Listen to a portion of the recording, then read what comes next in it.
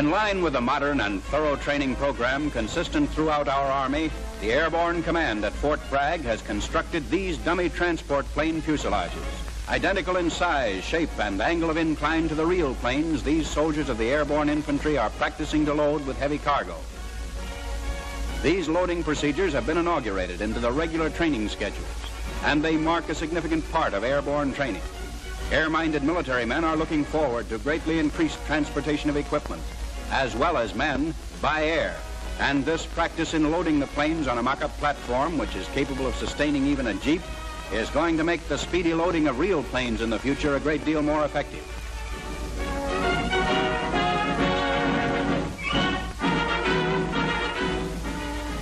A 75mm howitzer is not a light or simple piece of mechanism to load.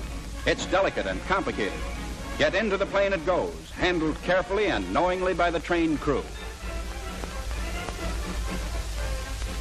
It's of vital importance for the men to know how to get the equipment in and out of the plane quickly. Now real, full-sized planes, big DC-3 transports taxiing into line to be speedily loaded. First, the doors are taken off so that the runways for the wheeled equipment can be securely fastened to the plane's floor and made ready for the loading operations. The narrow fuselage in airliners this size would seat only 21 persons. But it's a cargo plane now, capable of carrying jeeps, light artillery pieces, motorcycles, and other pieces of infantry equipment, as well as the personnel to unload them.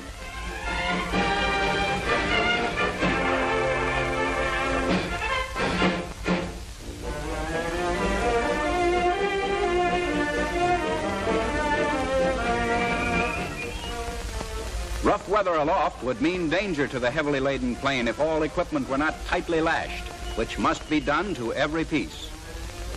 There go the motorcycles, more easily maneuvered up the runway than the heavier vehicles and artillery pieces. And they're stowed tightly together in the plane's hold, securely lashed. Up with the runways, and then the men, equipped with full packs for field duty, some of them into planes for personnel only, and some into the loaded transports, ready to go.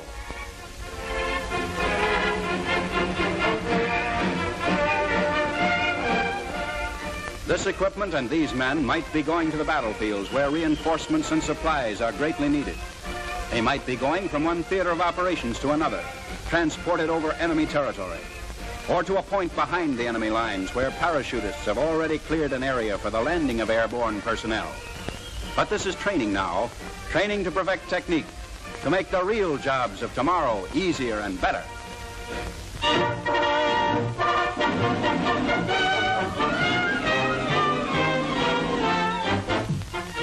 Running, jumping, rough and ready soldiers of our Army's commando-like Rangers rush through an obstacle course designed for real toughness.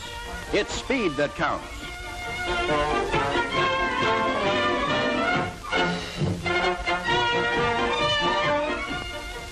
Swift, lightning-like bayonet work to wreak destruction on the enemy in a charge, or to disarm his counter-thrusts. Then on, dodging in and out of hazards, keeping muscles limber. Watch them go.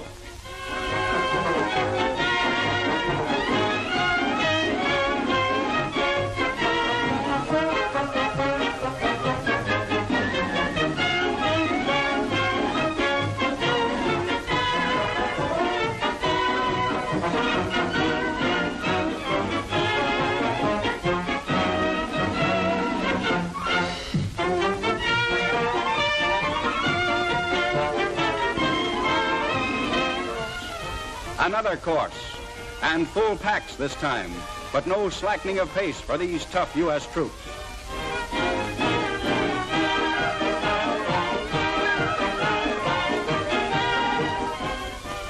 The kind of training that makes men soldiers, and the kind of soldiers who win their fights.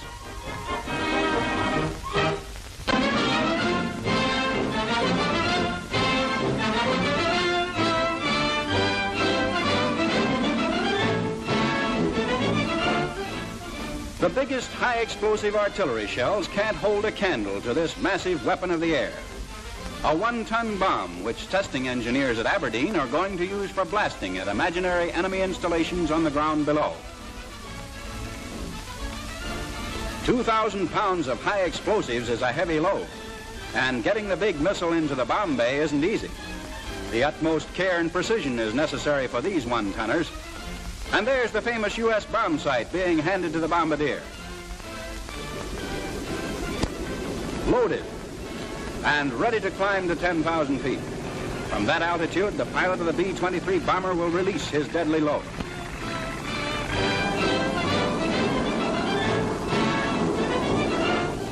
"10,000 feet. And there she goes.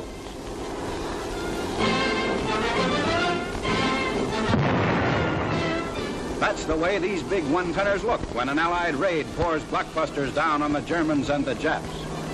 And here goes another, this time winging down toward Chesapeake Bay.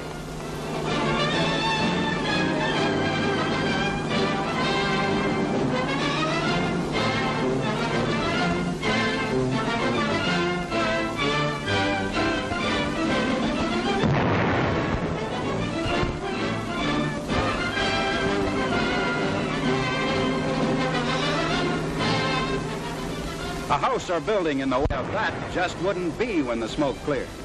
That crater's over 50 feet wide, and giant fragments of the bomb have flown for many hundred yards. That's the kind of demolition that counts.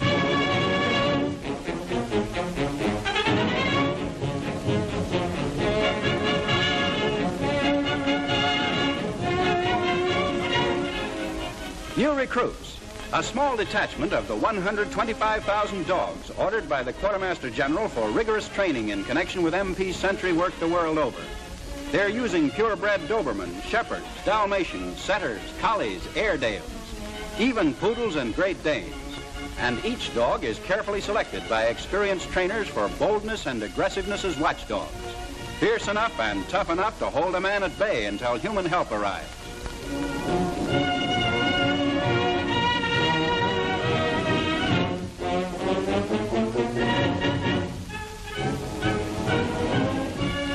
The training's all important, and stress is laid on perfect and immediate obedience, vital to the dog's success as an aid to MP sentries. And that comes with endless practice, training the dogs always to heel, closely following his trainer, learning every gesture and voice inflection, until he no longer needs the short choke chain collar in use here.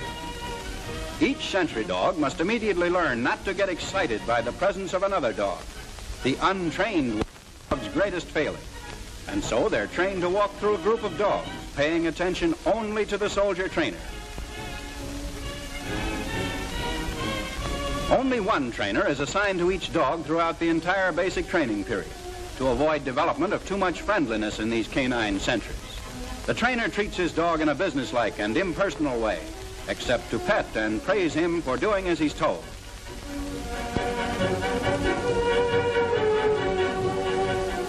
Retrieving the rubber bone and returning it to his master is serious work, not play, for it trains the big shepherd in single-mindedness and obedience.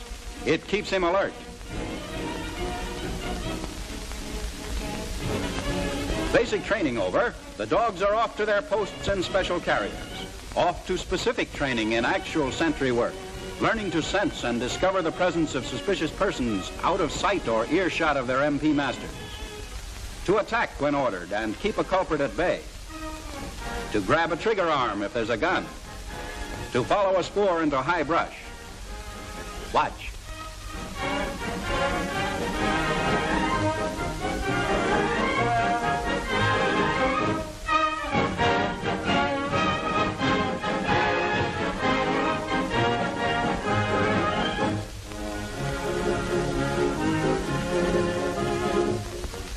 An MP and his sentry dog walking their post, alert but unsuspecting of a hidden character who does not hear them coming.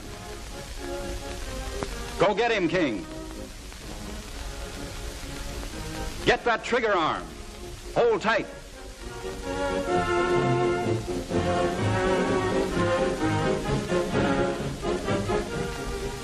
The MP's gun has him now, King. Your job is just to stop him. Hold him at bay. Let the MP do the rest.